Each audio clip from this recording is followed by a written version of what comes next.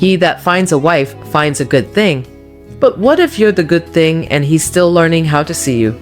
Welcome to Authentically Her After 40, a sacred space for women who are healing from what hurt them, while preparing for what God has for them.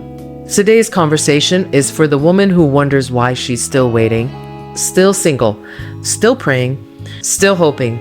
Not for just anyone, but for someone whole, someone emotionally safe, spiritually grounded, relationally ready. Let's talk about why you're not married yet and why that might be the greatest gift in this season. Jason Wilson says a real man isn't just a provider or protector.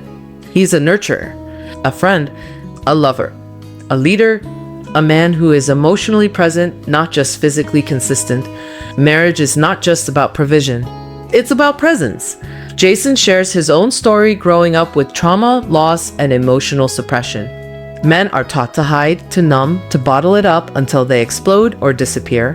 And while that doesn't excuse emotional immaturity, it does explain why some men can't meet you where you are. Not because you're too much, but because they haven't healed enough. And sis, if he can't meet your emotional depths, that's not rejection, it's redirection. We've been taught that vulnerability makes a man weak. Jason challenges that. He prefers the term transparent over vulnerable, because being open isn't dangerous, it's divine. So ask yourself, am I only attracted to men who look strong? Or am I open to men who feel strong because they've done the inner work? Many men leave, ghost, or shut down. Not because you weren't enough, but because presence requires processing. And if he's never been taught how to sit with his emotions, he can't sit with yours either. You can't build a future with someone still running from their past. This isn't about fixing men. It's about recognizing that until they heal, they will resist the very thing they pray for. Emotional safety isn't just something you need. It's something he needs too.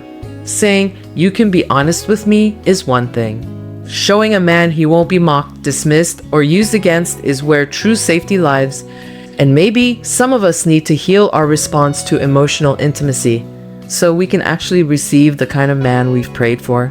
Sometimes we've been through so much dysfunction that we don't know how to hold healthy love when it shows up, so we test it, sabotage it, or reject it altogether. You say you want peace, but are you used to chaos? You say you want gentleness, but do you trust softness when it finds you? Real love doesn't force, it invites. Singleness isn't punishment, it's preparation. This is the season to look inward, to identify your triggers, to sit with your wounds, to release the timeline, and realign with divine timing. Because marriage won't save you, it'll expose you. And you want to be ready for that level of intimacy, so it doesn't feel like war. It feels like witnessing. You're not just waiting for him to find you. You're walking in who you are. A whole woman, a wise woman, a woman in alignment.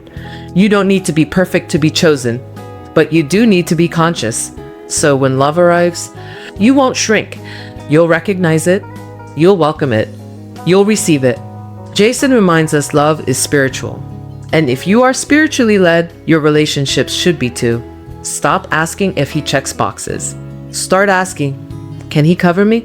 Can he listen without fixing? Does his peace match mine? Can he stand with me when I'm not performing? Because real love isn't performance, it's partnership. At the end of the interview B, Simone says what many of us are scared to. I want a husband. And Jason gently encourages her. Be honest, be spiritually centered, and keep doing the work. You don't have to pretend you don't want love, but you don't have to chase it either. You attract what you embody. You receive what you're ready for. You become what you believe. So maybe you're not married yet because God's still growing him. God's still growing you. And more than anything, he's growing what he's building between you. Be patient, be honest, and don't let loneliness trick you into settling for what feels good but can't grow with you. You're not too late. You're just being aligned. Subscribe to Authentically Her After 40. This is where we talk about real love, inner healing, and spiritual alignment. This is where wholeness is the goal and partnership is the fruit. Share this with a sister who's tired of dating advice and ready for divine alignment. Comment below, what's one thing you're doing right now to prepare for healthy love? And say this out loud, I am ready for what is already aligned with me. Because you don't chase what's meant for you. You rise into it.